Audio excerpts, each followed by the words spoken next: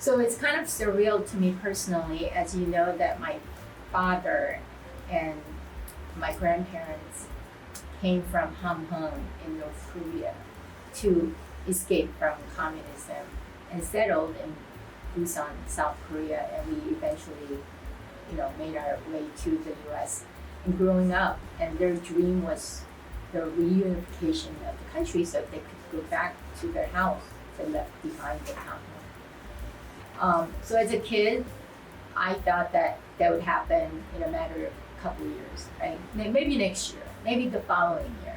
Who would have known that? Who would have thought we're still divided, right? And we're still two divided countries where I would never really, I don't think I would have a chance to go back to my father's homeland, Hamhung, North Korea. So it is surreal to me.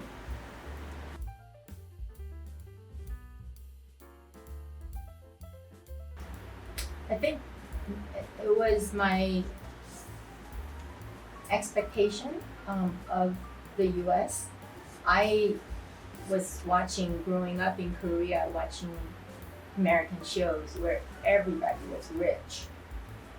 And when I arrived in America, my family, as immigrants starting over, we were very poor. So I had to, as a teenager, I had to clean homes on weekends, go clean other people's homes, pick strawberries at farms to make ends meet.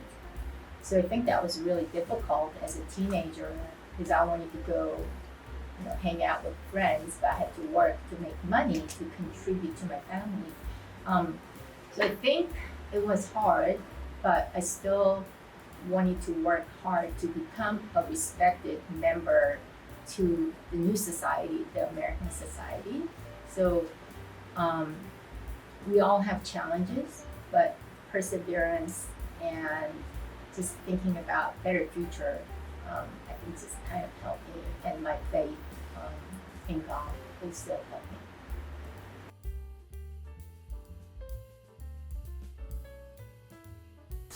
Well, I've been serving for so many years now. I'm getting close to 29 years. So I don't really think about it, every day.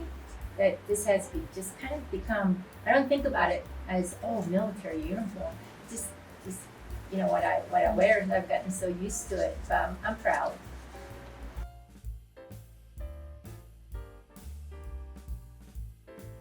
I think I wanted to pay back to my new country. You know, a lot of times immigrants leave their home countries for a reason, right? They may have economical challenges, hardships, so they choose to leave their birth country to move to another country. So, but America has been really, really good to my family and myself. And so I wanted to pay back and defend the people who took me in. That's, one of their new citizens. And I chose the Air Force among other services because I wanted to fly, and I thought the Air Force would give me the best opportunity to pursue my dreams.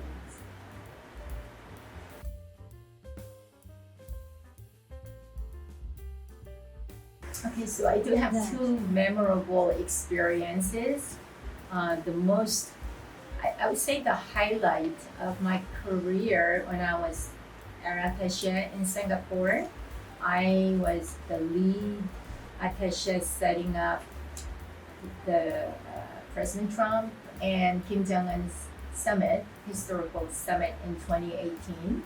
So I actually got to meet Kim Jong-un, his sister, his entire bodyguard and military defense minister at the summit and prior to the summit. So that was kind of the first time I was exposed to North Koreans besides my family, my father, being from North Korea. So that was probably the most memorable. The most rewarding experience is in the middle of the night,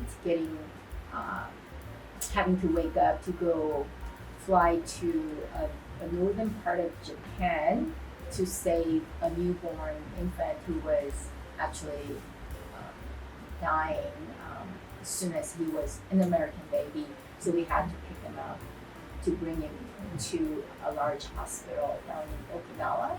So we flew through thunderstorms and in the middle of the night and I think by the time I arrived back in Tokyo, I think it was close to a 12-hour mission, but it was, and then we later learned that the baby survived. He was doing okay. So that was really a rewarding experience to save a life.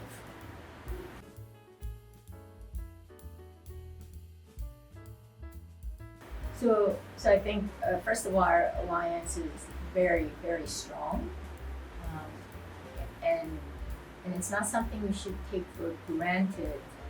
So we should constantly work at it through exercises, joint training, exchange of ideas, and technology as well.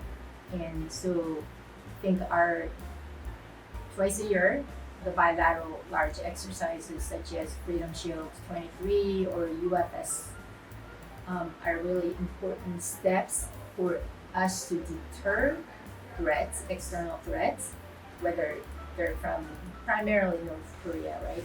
So I think it is an important step to continue going forward.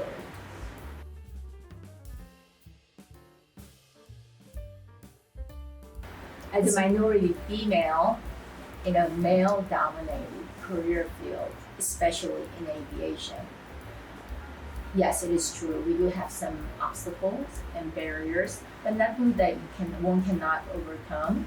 I like to think that I've worked hard to overcome the stereotypes of females cannot fly or females cannot become a general officer. But I think those stereotypes still exist today. For example, I was at Camp Humphreys or the Humphreys, and somebody who was expecting me saw me in uniform and asked my male colonel, "Where is the general?" Because he was, in his mind, he was expecting a male, right? So everyone said, "She's here," and he just looked surprised. So I think stereotypes, right, still exist, but it really doesn't matter what your gender is, because our enemy doesn't care who's fighting that aircraft, right? They don't care if it's a female pilot, male pilot, right? So I would like to think that we are gender neutral in our military service and not get so hung up on males or females doing the job, right? We're one team, one fight.